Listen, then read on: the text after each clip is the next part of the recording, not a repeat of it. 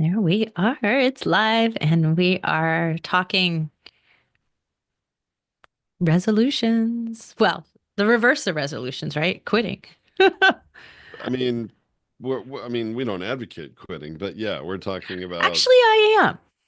well, I think I'm going to advocate quitting. Let's talk about that. all right, let's talk about it. We'll talk about it live. I don't like the energy of that, but okay. I think quitting can be productive. That's what we're going to talk about. All righty. Hey everyone, welcome to Feed Your Brand. I'm Tom Hasbert, along with my co-host Tracy Hazard. And you know what? It's that time of the year where a lot of people have made a New Year's resolution to either launch that podcast or more likely relaunch that podcast that they did not continue. They may have pod faded or, life got in the way Or never got it off the ground. or intended to start, recorded a couple, and then, yeah, never really put it out. Well, so Happens all the time. we're going to talk all about that today. Yeah, just like, what is it they say the first Friday after the New Year is Quitter's Day for New Year's resolutions in general? Most people It's the say, I'm going second to go to Friday. the gym. Oh, second Friday. I'm going to go to the gym. And then they don't go to the gym. And they realize by Quitter's Day that it isn't going to happen. Okay, I never heard of that before now, but I mean, maybe because I like it, if I'm going to commit to something, you know this. If I'm going to commit to something, I'm committing. Like I No, don't commit easily, right? And that's the difference, right? yeah, I no don't question. I, we take resolutions really seriously in my household. Like from time I was a kid. My dad will bug us for about a week getting us to think about what our resolution is going to be. And I've been doing it with our kids. So like they're they won't just give you a half-baked answer either. Right? That's what the really good thing about it is when it makes you really sit down and think, what am I going to be resolved to actually do? Because the minute I say it, that's a commitment. I've made a commitment to myself. And I take that more seriously than my commitment to others, although I do take those very seriously, right? So when I think about those, that's what a resolution really is. It is a commitment to yourself. It is a part of your integrity. If you fail to keep that with yourself, what does that say about who you are and how you're going to show up in the world? And we can expect, and most of us do, expect high commitments from our clients, from those that we coach. But if we can't expect it from ourselves, then we have to recognize that there's struggle. So that's why I've shifted my thinking a little bit this year. You know that we already said this in our last coaching call, but this is a year of tough love. I am going to be harder on everyone else and myself, right? We're going to be harsh about this year because I want you to wake up and face the reality that you say you're committed, but you're not really. Everything you do says that you're not. I'm kind of laughing on the inside. I And mean, on the outside. a little bit, a little bit. I mean, yeah, I understand the approach, and I agree this is the year of tough love because I don't think it helps anyone to have the belief that they're going to achieve something they're not going to when they're not going to achieve it, or that they're going to get there by doing the same thing that they did last year, because it's probably not going to happen. However, I'm not necessarily advocating quitting. I'm advocating, hey, get off your butt and get it done, because guess what? You're going to benefit, and so are your listeners in many, many ways. But that's what I really want you to think about carefully. Like my dad got us to think carefully about what we were going to be resolved to do because it couldn't be ordinary, right? If I Sure, could something do you're this already every doing. Yeah. if yeah, that's not a resolution to change something, right? That's not a resolution to complete something. That's not a resolution that I should be making with myself to eat less sweets. It just isn't really changing some outcome, right? And that's what we want to do. When we're resolving to do something, we want to do something that is going to get a new result, a result we haven't been able to achieve yet, right? And If you at this time of year every year, We get a flood of people who we know who have either begun the process to launch a podcast years ago or had one and did it for a long time and then stopped, or intended to get started the process and never really launched. We get a flood of people at this time of year who are probably saying, "Oh my gosh, it's the beginning of the new year. Here we are. We're in 2025. I need to really do it this year." And it happened. I mean, last week I get several calls. This week I'm getting more calls. And I'm like, "Wonderful, let's do it." But I'm also being realistic and letting people know what it takes to do it. And it's very interesting, even having a meeting with one of those customers today saying, "All right, well, here's what you need to do, these three things. And are you willing to do that? Because that's what it's going to take." And see that I love the way you phrase that. Are you willing to do that? Because that's really what it is. It's not can. Can you do it? Of course you can do it. Of course. Right. You're really not willing to do it. And if you are not willing to do what it takes, then there's no way you're going to keep your resolution. I agree. So that's what I really want people to think about as we look at this model of, am I resolved to commit to my podcast and make it happen this year or keep it happening this year, right? Like that's also something, right? You have to sit down and do the work. You can't just say it. You have to sit down and start the work. And that's where maybe you need an outline. Maybe you need to understand what that work looks like. And that's what I think we should talk a little bit about today. As it's like, if you're pod faded, what does that mean? And if we look, there's so many people that fall into this category, right? Where they cannot stay what we call consistent and constant with their podcast, right? We have terms for them, classifications in our database system for them. That's how many it is at the end of the day. So we have people who we call pod faders, right? They started a podcast, they had a really great show, but they told no one they were quitting. They didn't quit us. They didn't tell us they were stopping. They just drop off and they leave their subscription live for a really long time because they still believe they're going to come back to it. And then eventually they realize, oh, really, I'm not going to come back to it. And usually they quit in embarrassment. Like it's usually no words. They don't say anything. They just stop paying their bill. And like, that's it. Like they never tell us, they don't return any phone calls. Like they don't return any emails like, hey, is everything okay? What do you want us to do about your show? Like they just abandon it with no words said to both their audience and to us as their producers. Like just, that's what it is. And that happens because they realize that and they're somewhat embarrassed by it. It just happens, right? They realize that they didn't keep the commitment that they made to themselves, their audience.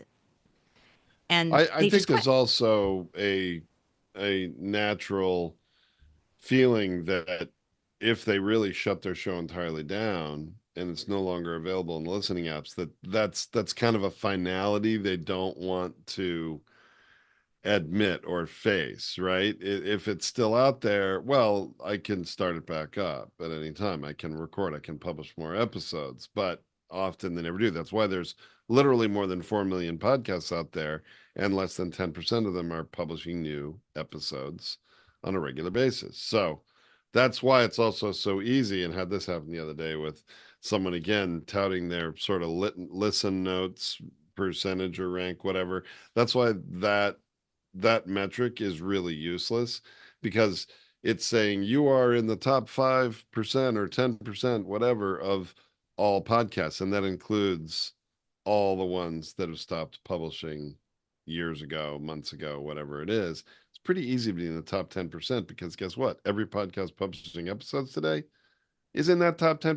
There's only 10% that are publishing episodes. So it's not that hard to be there now. Right. Anyway, so we have a term for them. We also have a term for those that maybe do 1 or 2 episodes, like they get started, like, or they somewhat set up their show. We call them MIA, missing in action, right? Because that's what they are. They needed to take action and they're not taking it. And they're hard to track down too. There's always excuses. Like this is what we find with those people. The ones that fall into that bucket is, oh, but I'm launching my book right now, so I'll get to this next. Oh, I'm preparing a course. There's always something in the way first. But there's never a I'm never going to get to this. Let's face up to it. This is where my tough love comes into you people out there who are in that MIA category. Your priorities have shifted. Admit it to yourself. How many of these open projects do you have that you never get back to? My daughter, my youngest daughter, has been giving me heck because we went out to learn how to crochet this past year, over the summer, really. And I had more time in the summer with her. So we went out to learn how to crochet. We got all the yarn, we got the book, we started projects. My project is sitting there. It's sitting right by the sofa where I sit and read or watch TV or whatever it is. So it's my spot and it's right there. And I see it every time I sit down. But I have not picked it up since fall started because I'm busy and it's not a priority. And I also discovered in the process that I really don't like crochet. I like knitting much better. It's much faster. I'm much more confident. I can do it without thinking. But crochet, I have to think too much. So it's not relaxing. So I discovered that, but I have to admit that to her. And what'd she say? What was the reaction? I haven't because she You doesn't. haven't done it yet. Oh, I haven't done misunderstood. it. I have to admit that to Oh, her, okay. right? Because she doesn't, because that conversation is a much longer conversation than I want to have 5 minutes before bedtime when she says, as a distractor, right? She says, Mom, we really need to crochet. Yeah, sure. Go to bed, right? Like it's not the time for the conversation. We need to have it on a weekend. We will have that conversation coming up because I'm going to clear it out at some point here, right?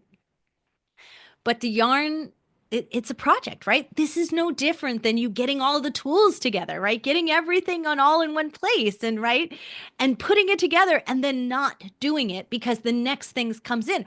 Or, and this is what I found here, right? I realized it's not for me. That is the biggest aha and the best time to say, time out, quit. This is not right for me. Chalk it up to a learning experience. That is so valuable right there. And it's worth the money I spent on that yarn. I'm not going to go return it. I'm not going to go do any of those things. I'm going to chalk it up to a learning experience. And maybe Vanessa loves crocheting and she'll just take over the project that I finished or that I started and never finished, right? So maybe that'll happen. I don't know. We'll see how our conversation goes this weekend.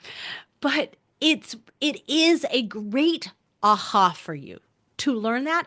And then imagine how you're going to feel when you take it off your plate.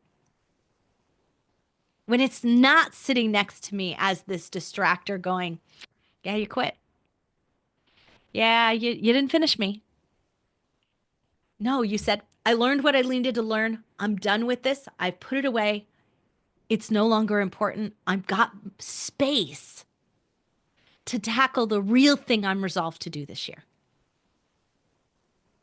Make space. That's a perfect reason to quit. And it is okay to admit that that wasn't for you. And there are people that podcasting is never going to be for them.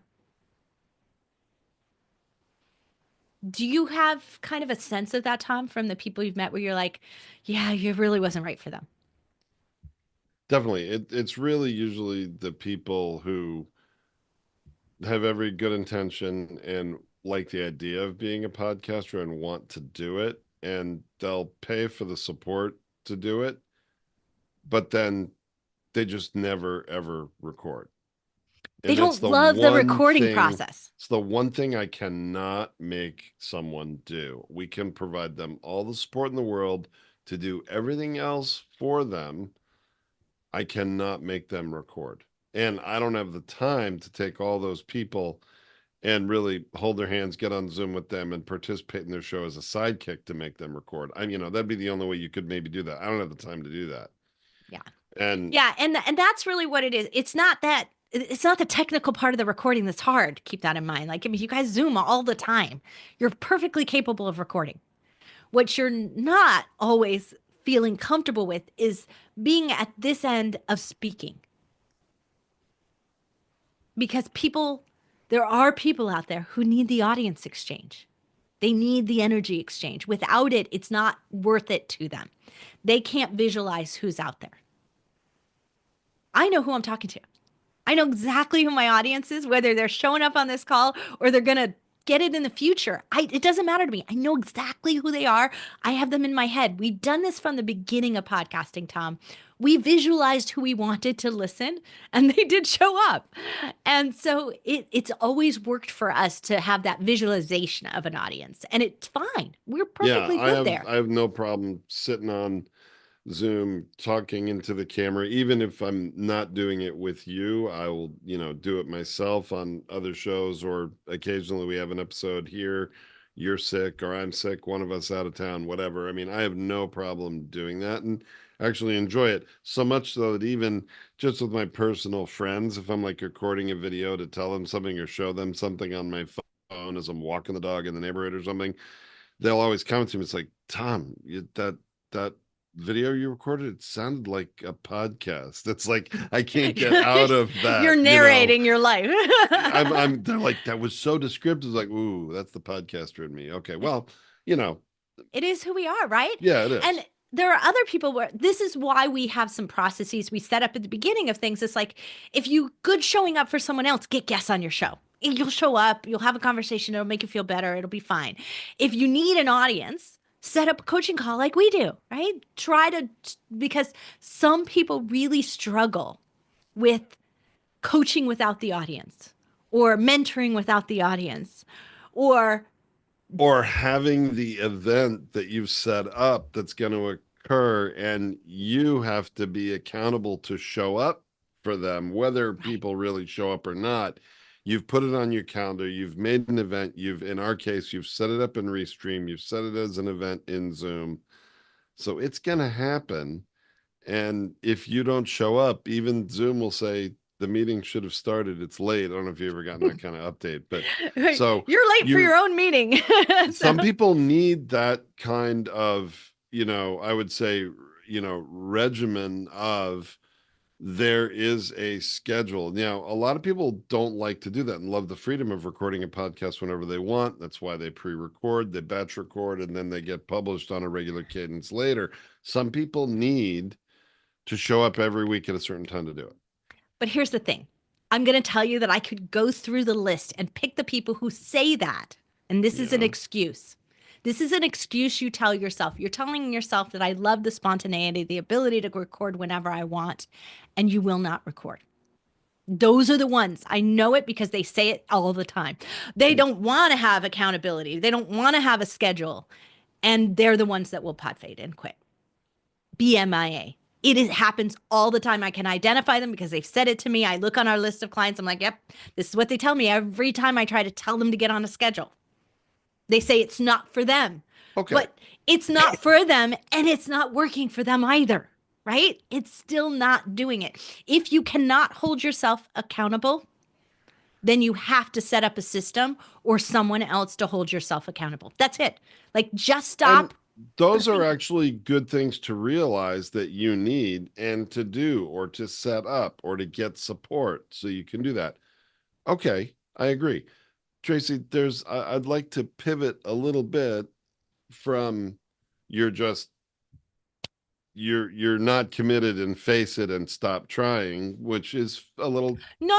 That's not what I said there. I said that is not a recipe. That is not an action. You must take action in order to hold yourself accountable there. That's what I'm saying, is you have to recognize that is not working for you. I agree. I wasn't really talking about what you were just saying, but more what you were saying a little earlier in the episode. Okay.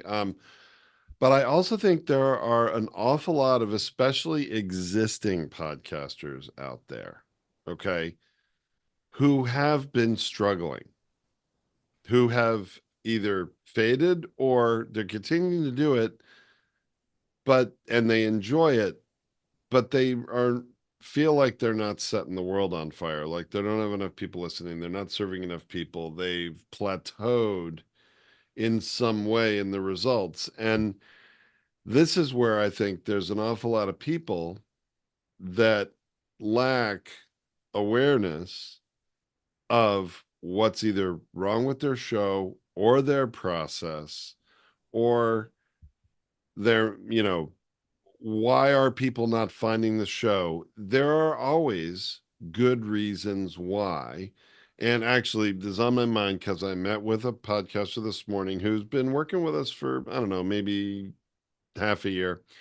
And they needed to do a bunch of those things, like 3 of those things. If you want to make progress, here's what you need to do. And it was a struggle, almost like pulling teeth, to get this person to make a decision on some of the changes, but finally did. And guess what? A month after those changes now, the downloads are going up. And guess what? This person actually didn't publish an episode for a whole month during the holidays, but during that month, downloads went up. That usually doesn't happen, but it says some of those changes that were made are having an impact and more people are finding the show. The listing of the show is in the right condition, that it's motivating people to click to learn more. So imagine what happens now is that next episode's going to publish in another week. Now it's going to really do even better. So my point in this is this can be a good time of year, resolutions aside, to finally get some support. Have somebody help hold a Or get mirror an up to your evaluation. show. That's what I'm saying. Hold up a mirror, get an evaluation of your show and your whole process and what's working and what's not, and be willing to make some changes. But I think that the most important thing that you can do if you're going to reach out and get an expert evaluation, and we encourage you to do it, like it makes all the difference in the world. There's nothing that I hate more than you didn't ask, right? Yeah, you should have asked someone who knew what they were talking about, right? It would just be so much easier to get a real answer than to burn through what we believe is the answer. You need to be realistic about your show, though. What is the struggle for you? Where is that metric that is bothering you so much? What's going on there? So I had an evaluation of a show recently, Tom, where I said, you don't even realize how great your show is because your show has a finite time period. They do what you say in your show, and when they do it, they succeed and they age out of your show. There are shows like this. We know of at least 2 or 3 where their audience are, and I'll just give you one example, expectant mothers or people who have just had a baby, and they have needs for a certain period of time in their life, and then they age out of that. So your audience, you need to constantly be pulling new people into your audience. That's one example. I know you had another one. No, and but it's very valid. Like, yeah, it's totally, it's a time period in your life, right? And you're going to do this thing, and the show is in support of that. And then you move on to the next stage, right? And maybe you are not the expert. That podcast host is not the answer for that next stage. Maybe they are, and now they need to consider a second show or another product or something for that. That's valid. But when I was evaluating the show, I said, look, you may think you're flatlining, but what I'm telling you is you have attrition and replacement naturally happening. You should be so thrilled your show's not in decline. It's staying flat. That's actually an amazing feat, especially when you spend $0 on marketing. And that's what they were doing. They're spending $0 on marketing. Other than their podcast. All the related content, yeah. Right, exactly. So it's working. Like, it's getting you noticed. And that was a bigger aha for them to realize those people are new. They're just finding you and joining the show. And all of a sudden, the energy shifted to how they're going to approach their show. And that constant level of listenership, which as I remember, for that show is pretty darn decent It's anyway, like decent, yeah. in the 8 to 10,000 plays a month type of level, which is very solid. Right. That just because you flatline there, that what you're saying, Tracy, was a measure of success, not of stagnation or of a problem that needed to be fixed. Now, like And you so said, what my there may fear be though is, other Tom, things to do to even right. grow the audience more, right? But now that you got the host out of the focus on what they believed was a bad measurement into looking at it as a positive, we can now focus on the other things. So that's why if you're going to go into an evaluation, let's be honest about with ourselves and who we're asking to evaluate. Let's be honest about how we feel about these metrics or about where we are or how much of a grind something is. We have to be honest with it, or we're not going to be able to either reframe it or change it.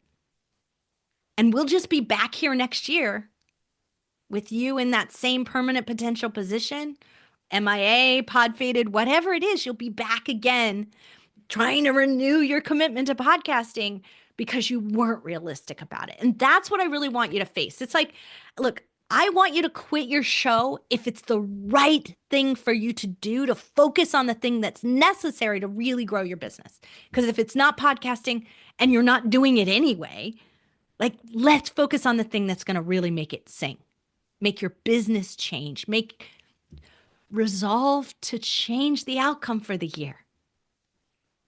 But if it is the thing that can get you what you want, then you got to do the work. You got to take those actions that Tom was talking about. You've got to make those steps to make the difference. Get out of your own ego in your own way to make those things occur. Because that's how resolutions take off.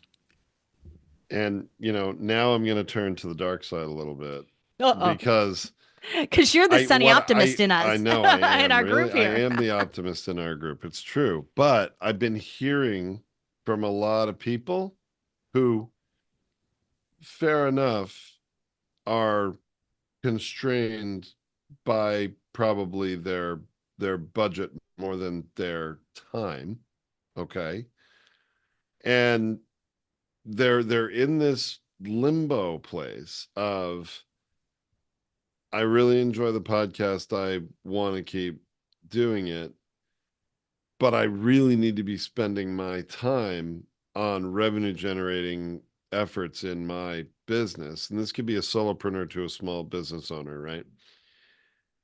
And what I keep hearing, which is again the ultimate, to me, trying to think of how to put this nicely, but maybe I shouldn't even try. I mean, it's the ultimate excuse, really, is, well, when my business is making more money, then I'll pay and get the support I need to be able to really do all the things necessary to benefit from the show, to have it really work. And when they say, I need to wait until the business is making more money to do it, that I always am like, all right, you're never going to get there. You're going to be in permanent potential for a long time, because it actually, the reality is you should be spending more of your time not editing your own audio and video, not creating social share video clips.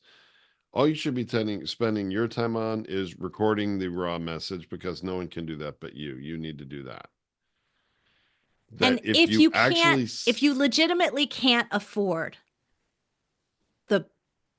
the other stuff, don't do it. Okay. Do what Tom and I are doing. Go live. Turn it into a podcast, put it on a hosting platform. It takes nothing to strip off audio and make that happen, or use your video.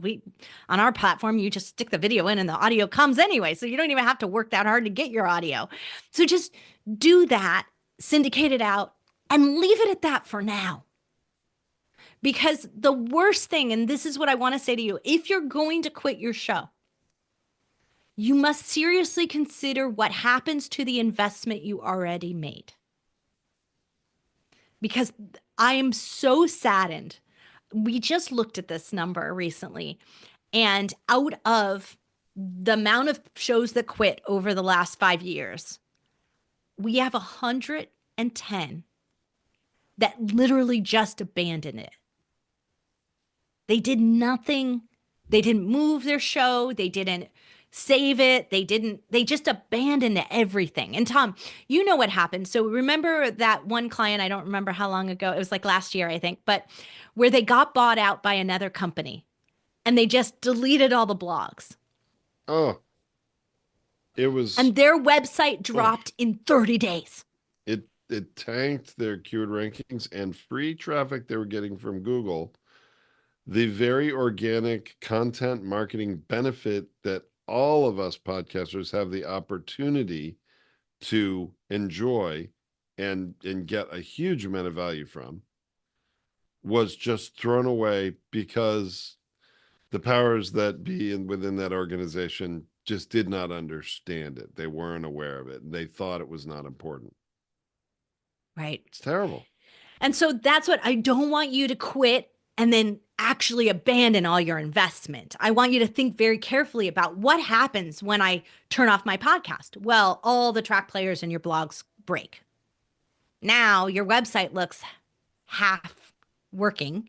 Google starts to downgrade that because broken links and all of that. And the next thing you know, your website now has no value, which you were still committed to. So be really careful about what you're doing with these things when you decide to quit. Be careful about the consequences of them, because the last thing you want to do is say, I need to spend time on revenue generating activities, but because I was unwilling to spend $30 a month to keep my podcast live, I now have hours and hours and hours of work to correct mistakes that were made when this could be 6 months before I'm back and ready to go again.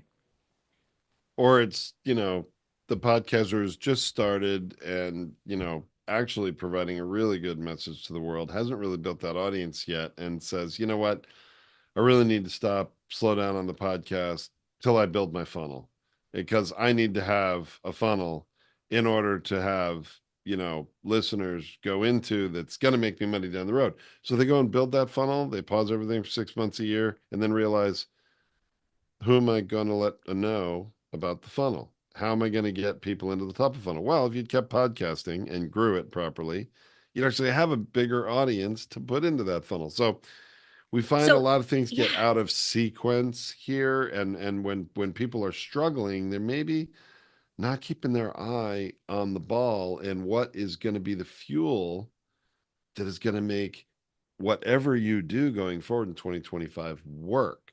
And we have to look at it at today's world. This is the other problem we have. We have clients who it's been 2 years and they still haven't started their show yet. And the world is different. So we have to look at this. We're in an AI world.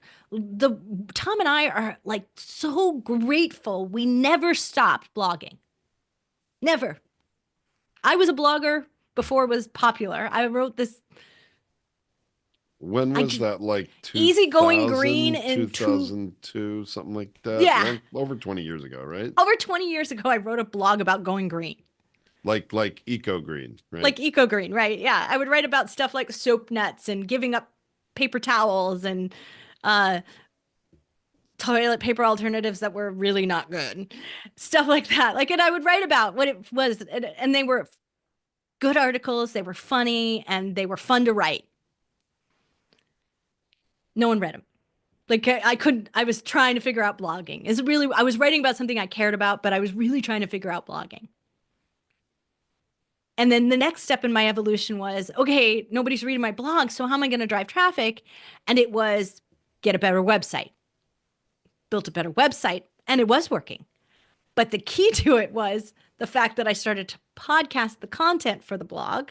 And so those things I'll think, but now we're coming full circle again. And my written content, all of that written content that Tom and I produce, and we never stopped producing during that whole time, because all the things that we've been exploring, video and podcasting and all of those things, were a means to the end to get the written content, because we knew the value of building that website was the key to everything for us. In that whole path of it, we've come back to the cycle where real human thought, put into written word is the highest valued thing right now in this digital economy. And not just for websites and Google search. We're now experiencing it with AI, with people finding us in our company from ChatGPT and Gemini and some of these other AI tools. It's one of the, like, we don't even have it in the drop list of like, how did you hear about us? No. And people are writing that in, right? Like, so that's how important it is that we are being referred that way because our content is there. So that's the last thing I want you to not forget the importance of the things that you're putting into your platform. If you're an author, if you're a course builder, if you've got a membership group, if you've got any of those things, the stuff you feed into that has lasting residual value and is lead generating and money making at the end of the day, right? So we don't want to shut that off completely. We want to find a way to make it easier for you, but we don't want to shut that off, and we definitely don't want to delete it. Like, that's the part that I cannot understand why someone would just like do hundreds of episodes and then just like, oh, I'm done. It's End really it. sad. There's all sorts It's of the saddest value thing. for that content, whether you want it or not. I mean, there's value for someone in that content. And I agree. It's a shame when it just gets destroyed. It's you've just destroyed all that good, valuable thought leadership. Like, and I don't want you to lose that for yourself. So let's also talk about that. If you're going to quit your show, there are ways to do it that preserves the values you built, preserves the investment you built in case you want to come back to it, but also preserves it and associates it with you, which is really critically important in today's world, because you're going to lose it if you abandon it. It is going to go, and you're not going to get credit for it. We want to make sure that that doesn't happen. So let's take a look. Tom's and my advice to you is, if you really have a resolution, think carefully about the outcome you're looking for. Make sure what you're resolving to do actually can deliver that outcome. And if you're unsure about it, get an expert opinion. If you've already resolved to do something and maybe your podcast is now in conflict, there's not enough time for it, let's have a conversation about that too, or have a conversation with someone you trust. If it's not us, that's okay. But get a conversation with someone not selling you something, who's willing to give you an evaluation of where you are with things and say, is this really serving me in a way that I'm not understanding it? And is it going to actually create the outcome I want or help support that outcome that I want? Then I really need to maybe figure out a way to keep it going. So you guys may have heard me being a little tough with Tom over the last couple of episodes, right? Because I've been No. pushing him to Yeah. commit to something he claims he wants, but he's not participating in the actions it takes to make it happen. That's the tough love you're going to get from us this year, right? We're going to hold your feet to the fire and make you take the action you need, or it's not going to happen for you. And in some cases, you're going to find out we're penalizing you to kind of make you think about the penalty. Like, am I losing this? Right? Because if I'm losing something, maybe I'm more likely to hold myself accountable for it. So we're also adding that in the mix this year. A little psychology going on, yes, but it's critically important, because if we cannot hold ourselves accountable, we need a partner that can. That's what's going to create the outcome success, and the resolution is going to be worth it, because we don't make a resolution that doesn't have value. It's not a resolution. We could have done it. It has to bring us something new, change an outcome. We don't just want to lose weight. There's an outcome to that weight loss that we want. Maybe it's better heart condition. Maybe it's being there for the grandkids. Maybe it's something else that you're resolved to make a difference on. It's not the weight loss. The weight loss is a means to the end. And those are the number one resolution, obviously, right? Yeah, that's Change why your you picked diet, it. change your weight, right? Like that's the number one resolution. But in our businesses, we do the same thing. I resolved to publish my book, but it's not the book publishing. That's not the action that's important. It's the communications with the audience. It's the other things that I'm going to get from publishing my book, more stages, more whatever that other thing is, that's what you have to actually make sure you're taking actions on. Let's clarify those things when we make our resolution. It's like ask the question, ask the question, ask the question, deep dive why you want this. That's why it takes me a little time to come up with my resolution.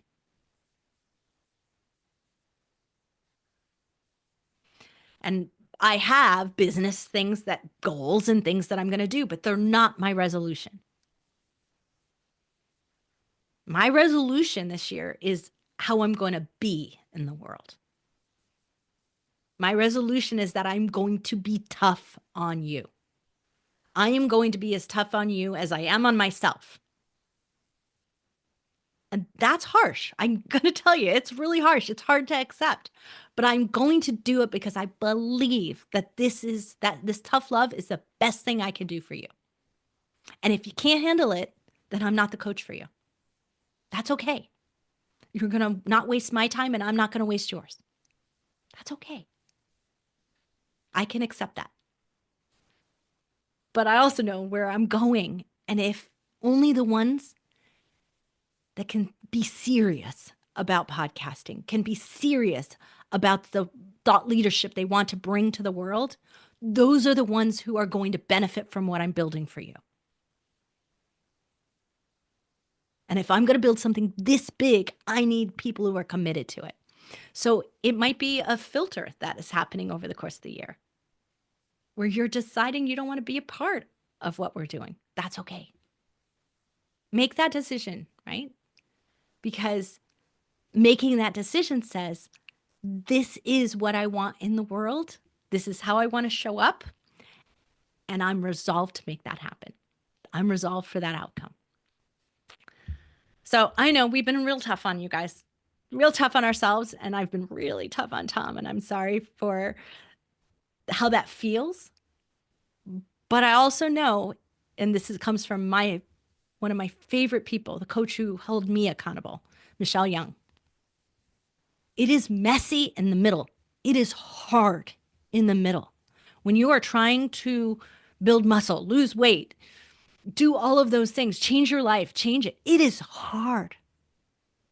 That's why you need to be resolved, right? Because it is really hard and it is really messy. But the outcome's beautiful. And I want that for you. I want you to feel like I feel when I podcast, when I talk to you here. I want you to feel how great this is. I want you to feel how easy and effortless this is. And I know the benefits are there without having to watch it because I feel it. And I truly believe that too, Tracy. The benefits are there as long as you enjoy doing it and you're willing to record. Everything else can be figured out and resolved. Yeah. It doesn't mean Everything there's not else. like stuff that's in the way or like, I mean, look, Yeah. we barely got this call up today because stuff got in the way. But it happened. And it didn't change the outcome of the quality message that happened today. None of that changed. That was going to happen no matter what. The technical part, we need a little more support. We need a little more system. We need a little more participation. But it'll come because you recognize that that's where it's falling apart. Not, podcasting. I give up. No way. Right? Not going to give up. It's the path to awareness, marketing and growing your brand, whether it's a personal brand or a business brand, and is a path to really everything that I see in business. It is a path to the outcome that we are looking for. And I find with most other podcasters in business, that is true. Right. in business in But one way or another. here's the thing, Tom. I knew when I challenged you, I knew when I was being tough with you, when I was giving you all that tough love about the coaching call, which is what this is, right? Right. I told you you should give it up, that you weren't committed to it, that you didn't have what it takes. But what did I know about you? That was motivation. That was going to change the outcome for you because it's going to change the thinking. What would the world look like? What would my world look like if I didn't have this? What would change? And you weren't willing to give up those things. That may be what it takes to motivate you. Imagine if. And you know what? It's interesting, Tracy. I'm being reminded as we're doing this that tough love actually has the word love in it. And I'm not taking credit for it. This is not Tom's, I'm not going to take credit for realizing that because I think it's right in front of us, but we don't realize it, right? That's right. So tough love's okay. And I hope all you listening are okay with it too. Because you're going to hear it again and again. That's what happens when you do like it or not, it's coming. Right. Yeah. But I do also, every time you go to like unsubscribe from something and ask yourself, what am I losing? Did I lose value for something that is actually important? Because we react and we don't do that. Like, so I'm a fierce unsubscriber. It's the first thing I do. I hit unsubscribe a lot, right? And so quitting your show is a form of unsubscribing, right? You're doing that. Be. Yeah. Yeah. And for a lot of you, because you're subscription only, that it feels like that, right? It feels really easy. I'm just going to take away this charge on my credit card, right? Like it feels like that.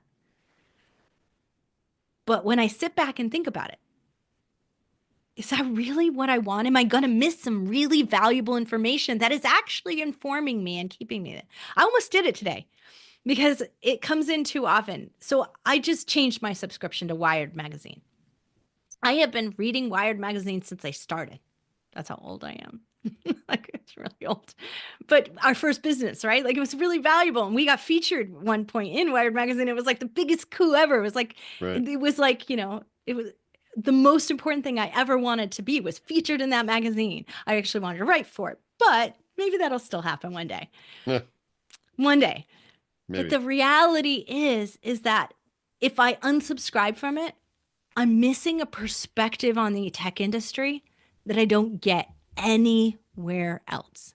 Whether I read it all or not, which I don't always have the time to do, which I used to do. I'm missing something that's critically important to the input on my perspective on the world, and I can't give that up. If I gave that up, I'd be making a mistake.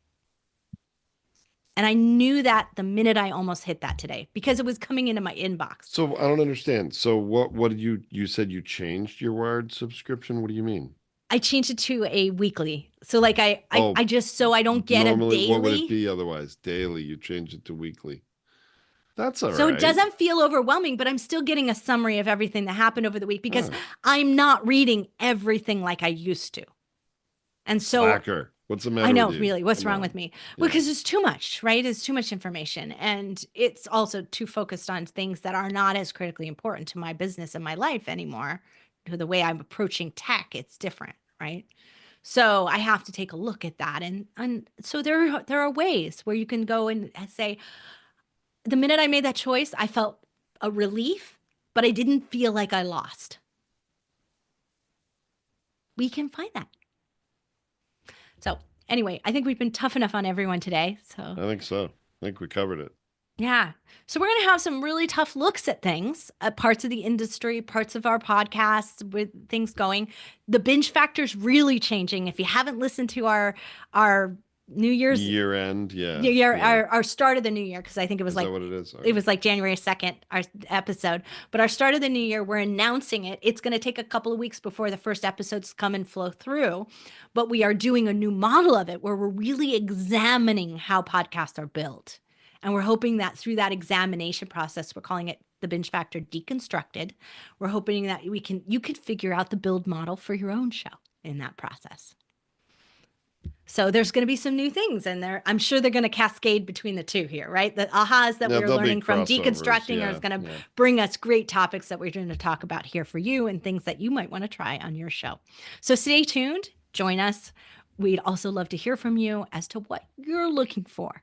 Where is it that you need support? You need commitment assistance. You need resolution. You need solutions. Let us know. We're here for you. All right, let's end that episode right there. It's perfect. Outro will take care of The rest. the rest. And we're gonna sign off from the live stream and be here for those that are live with us and have some questions.